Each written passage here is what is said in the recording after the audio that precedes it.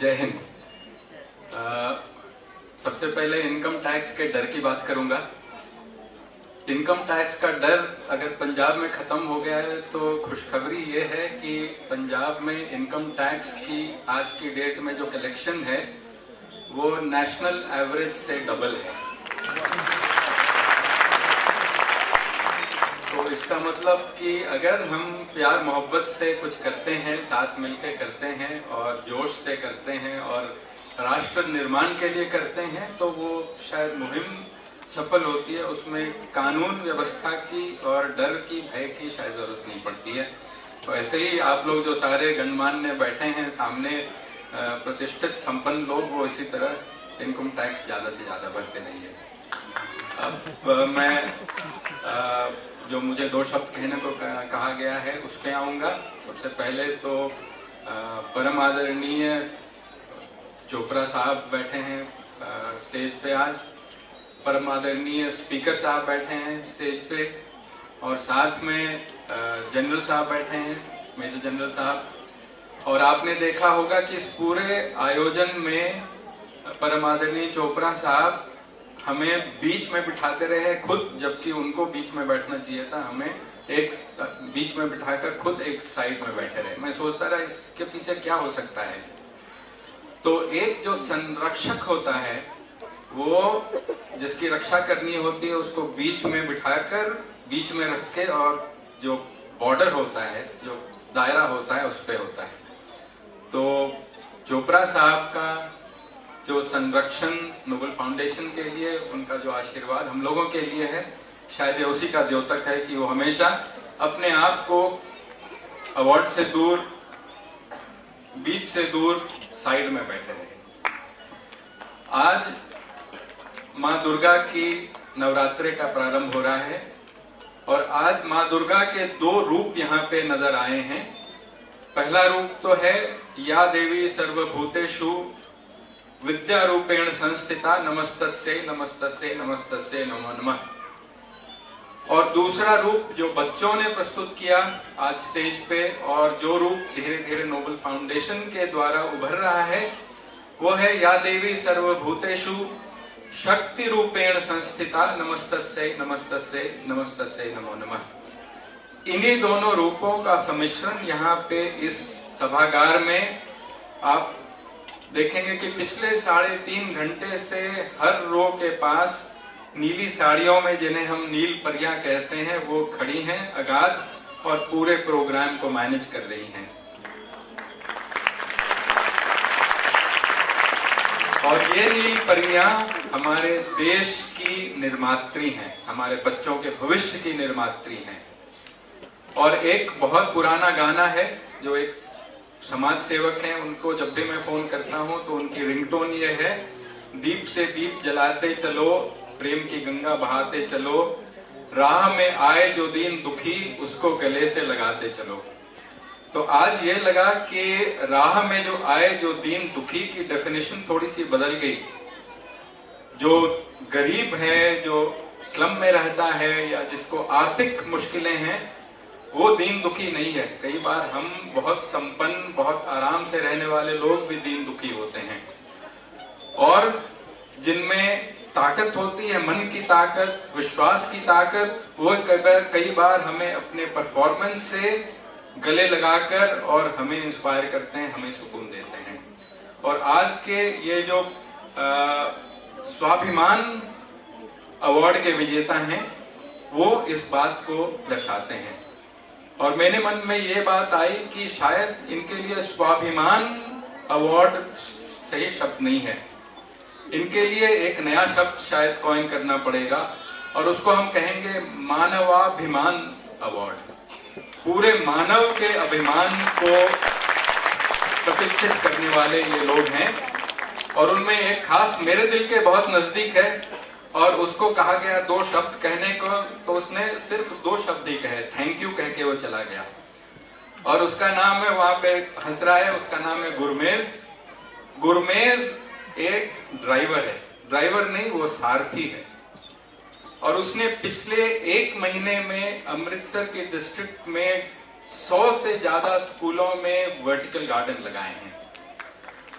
पिछले 2 साल से ये वर्टिकल गार्डन्स लगाने की प्रक्रिया में लगा हुआ है और ये सरकारी ड्राइवर है।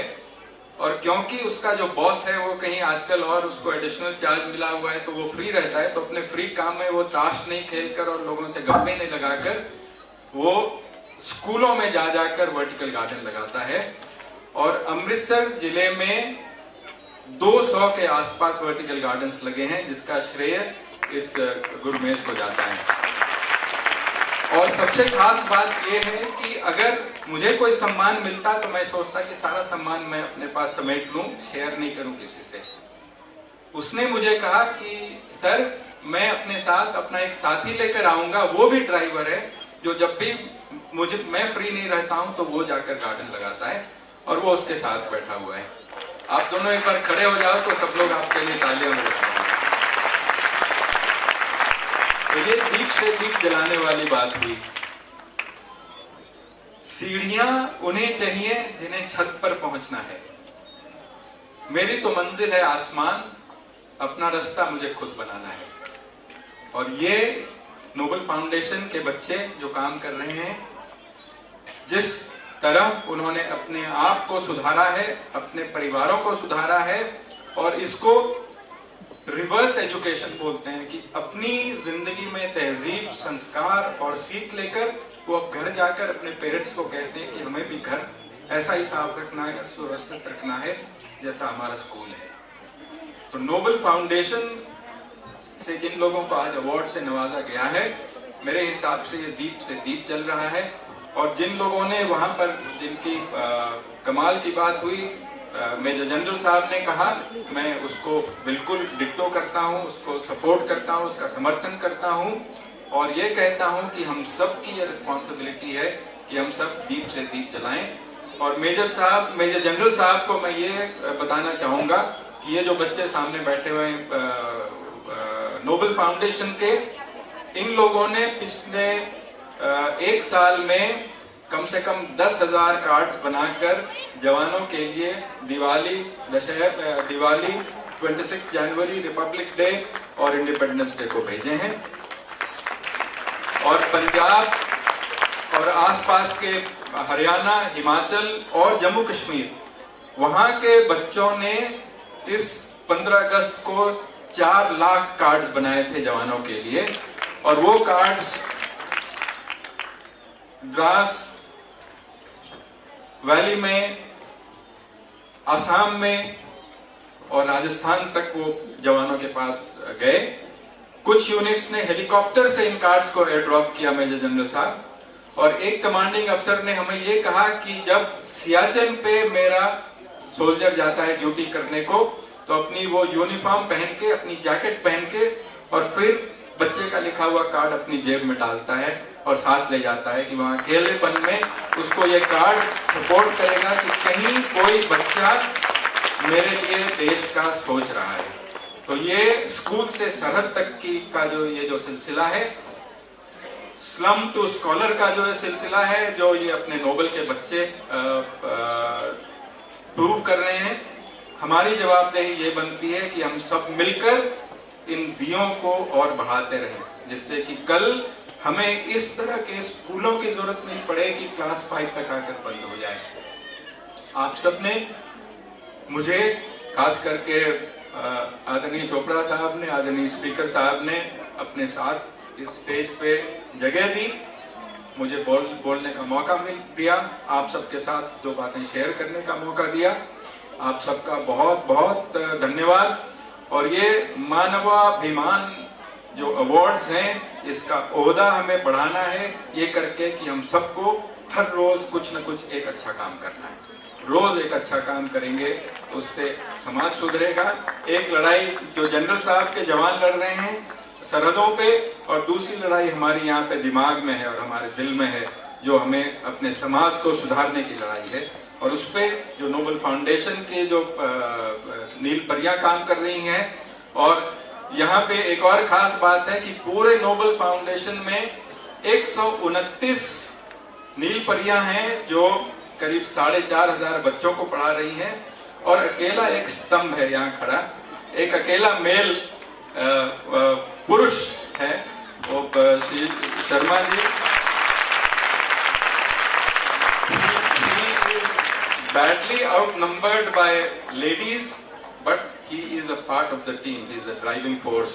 He is tireless. And there is another lady here,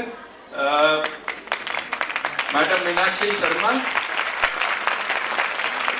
शायद 32 स्कूलों को चलाने के लिए, और ऐसे स्कूल जहां फैसिलिटीज नहीं है, सीढ़ियों पे बैठ के बच्चे पढ़ते हैं, छत पे बैठ के बच्चे पढ़ते हैं, बारिश आती है तो भीगते हुए स्कूल आते हैं, और कहीं जहां पे छत चू नहीं रही होती है वहां पे बैठ के पढ़ते हैं।